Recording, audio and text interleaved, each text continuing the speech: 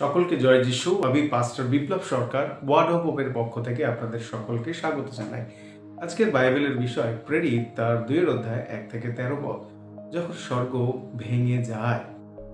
আমি আপনাদেরকে আজকে জেরুসালেমের সেই পঞ্চসপ্তমীর যাত্রায় আমি সকলকে নিয়ে যেতে চাই, যেখানে এক বিশাল ভিড়ের বিষয় আমরা উল্লেখ পাই এবং বিভিন্ন লেখকেরা তারা এইভাবে বলেছেন যে এরকম ভিড় বা এর থেকে বেশি ভিড় হয়তো আর হতে পারতো না।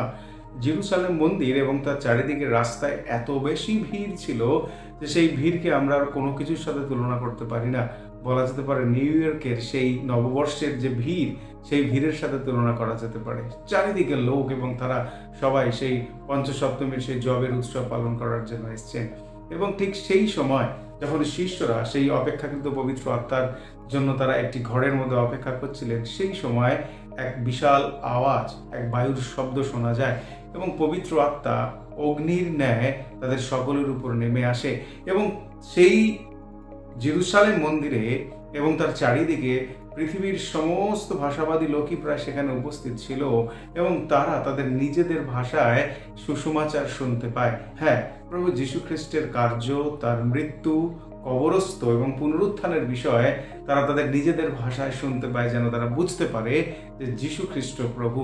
হ্যাঁ প্রিয়, আমি আপনাদেরকে বলতে চাই, প্রভু যীশু খ্রিস্ট আমাদেরকে সেই ভাষা দিতে চায় যেন আমরা অন্য সকল মানুষের সাথে যোগাযোগ স্থাপন করতে পারি। প্রত্যেকটা মানুষের কাছে যেন যীশু খ্রিস্টের সেই ক্রুশীয় মৃত্যু এবং তার পুনরুত্থান এবং তার আনন্দের সংবাদ যেন সকলকে দিতে পারি। তাই আজকের এই সময় প্রেরিত তার 2 অধ্যায় যে অংশ আমরা পড়েছি, সেই অংশ থেকে সেদিন যত লোক তারা সেই বাক্য শুনেছিল, তারা বিশ্বাস করেছিল প্রভু যীশু খ্রিস্টকে। ঠিক মনে রাখা দরকার, সেই ভিড় শুধুমাত্র ক্লাবে অবস্থিত একটি ভিড়ের মতো ছিল না, সেই ভিড় ছিল মন পরিবর্তনের ভিড়।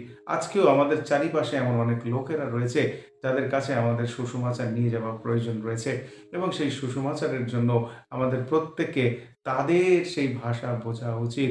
তাই মনে রাখা দরকার, সেদিন পবিত্র আত্মা অগ্নির বেশে তাদের কাছে নেমে এসেছিল মণ্ডলীর জন্য, চার্চের জন্য।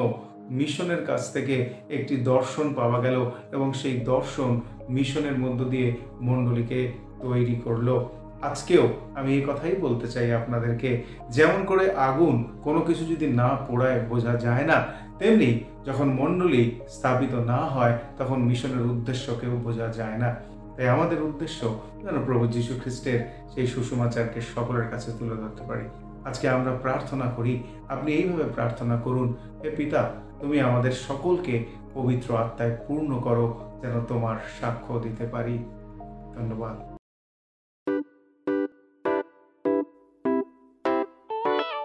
পুরাতন গেল শেষের পাতা,